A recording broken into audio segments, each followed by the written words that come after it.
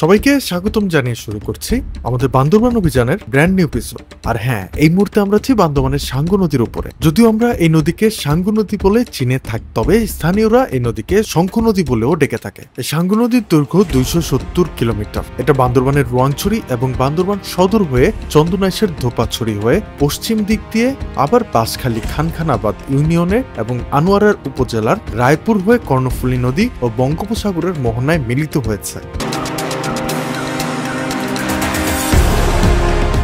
অনেকেই বলে থাকেন যে সাঙ্গু নদীর রূপ দেখেনি, সে বাংলার রূপই দেখেনি। কথাটি একেবারে ফেলে দেবার মতো নয়, কেননা এই নদীর বাঁকে বাঁকে লুকিয়ে আছে চরম ভয়, অ্যাডভেঞ্চার আর আতঙ্ক। আর এই অ্যাডভেঞ্চারের খোঁজে আমি ছুটে চলেছি বান্দরবানের গহীন অরণ্যে।